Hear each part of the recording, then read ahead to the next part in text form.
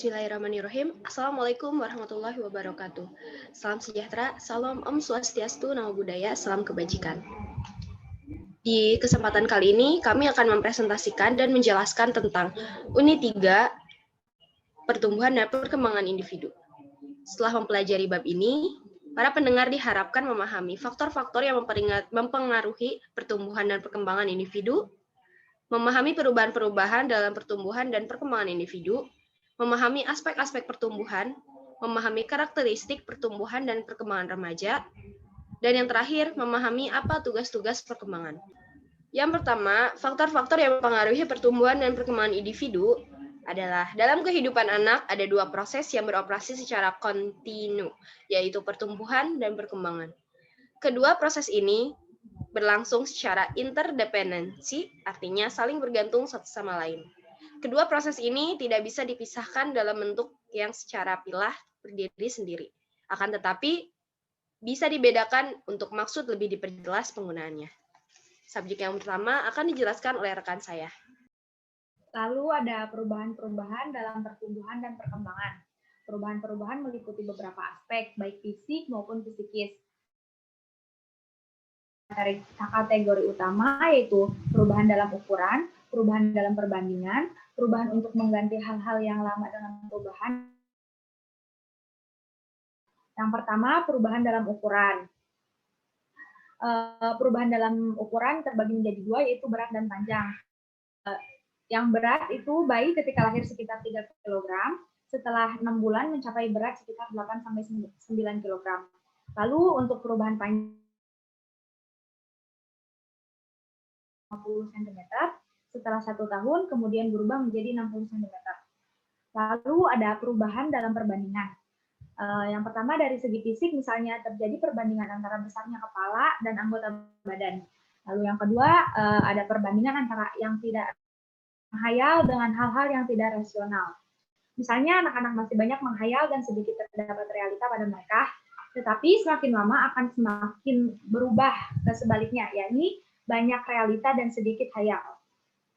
Lalu yang ketiga ada dalam perkembangan sosial terjadi perubahan dalam perbandingan, misalnya dari anak bermain sendiri, bermain dengan saudara, selanjutnya bermain dengan anak-anak tetangga, kemudian bermain dengan anak-anak pada lingkungan yang lebih luas. Lalu yang ketiga ada perubahan untuk mengganti hal-hal yang lama. Pada bayi terdapat kelenjar buntu yang disebut kelenjar timus pada daerah dada yang sedikit demi sedikit mengalami antropi atau penyusutan dan menghilang setelah dewasa. Lalu ada perubahan bahasa bayi yang kurang jelas, lama-kelamaan semakin hilang dan diganti dengan perkataan yang lebih jelas.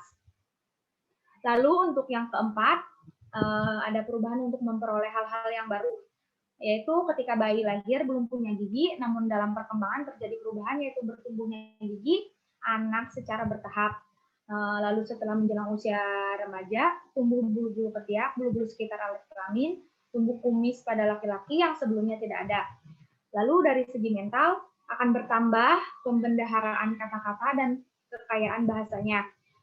Lalu dari berbagai pengetahuan dapat diperoleh terutama dari lingkungan pendidikan formal. Dan yang terakhir, nilai dan norma moral akan terasa semakin meningkat. Lalu yang selanjutnya akan disampaikan oleh rekan saya, Ellen. Yang ketiga yaitu aspek-aspek pertumbuhan dan perkembangan.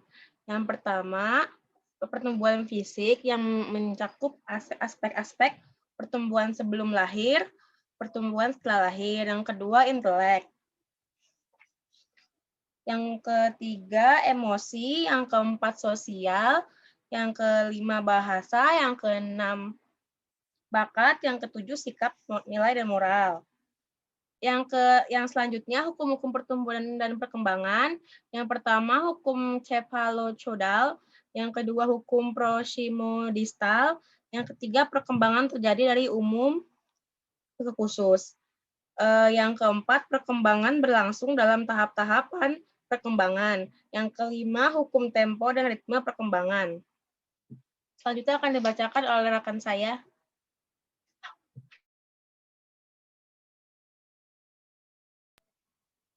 Baik, Ellen, terima kasih. Yang karakteristik pertumbuhan dan perkembangan remaja.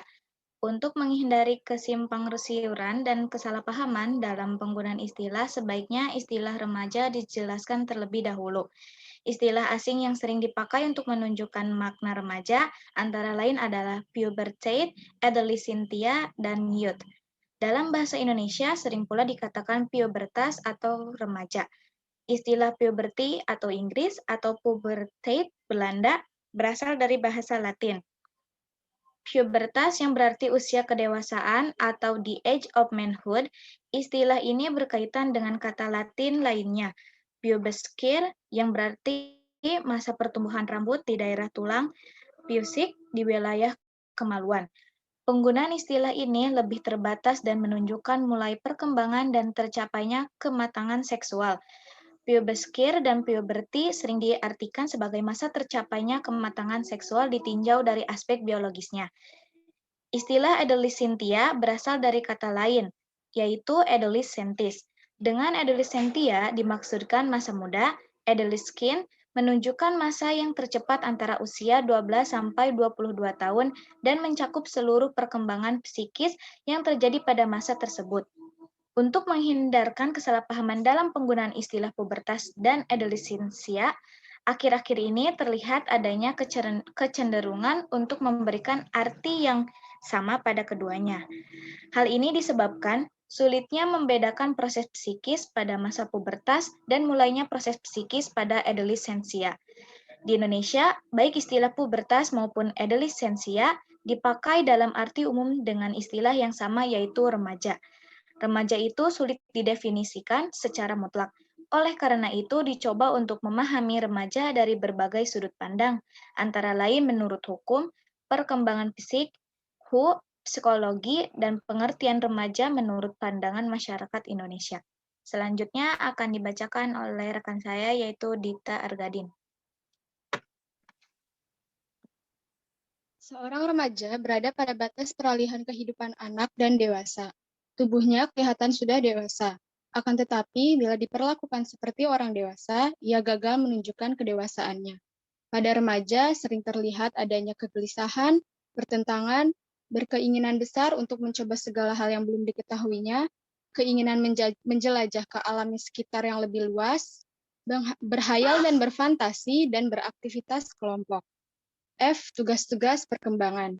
Perkembangan merupakan suatu proses yang menggambarkan perilaku kehidupan sosial psikologi manusia pada posisi harmonis di dalam lingkungan masyarakat yang lebih luas dan kompleks.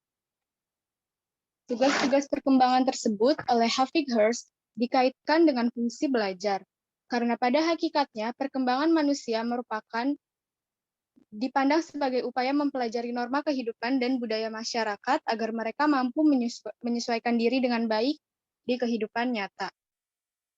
Havighurst mengemukakan 10 jenis tugas perkembangan remaja sebagai berikut. Yang pertama, mencapai hubungan dengan teman lawan jenisnya secara lebih memuaskan dan matang. Yang kedua, mencapai perasaan seks dewasa yang diterima secara sosial. Yang ketiga, menerima keadaan badannya dengan menggunakannya secara efektif. Yang keempat, mencapai kebebasan emosional dari orang dewasa. Yang kelima, mencapai kebebasan ekonomi, memilih dan menyiapkan suatu pekerjaan. Yang ketujuh, menyiapkan perkawinan dan kehidupan berkeluarga. Yang kedelapan, mengembangkan keterampilan dan konsep intelektual yang perlu bagi warga yang kompeten. Yang kesembilan, menginginkan dan mencapai tingkah laku yang bertanggung jawab secara sosial. Dan yang terakhir, menggapai suatu peringkat nilai yang digunakan sebagai pedoman tingkah laku.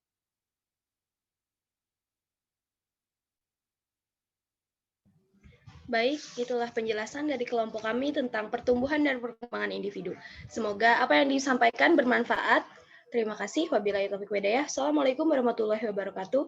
Salam Om Swastiastu, Namo Buddhaya, salam kebajikan, dan salam sejahtera untuk kita semua. Terima kasih.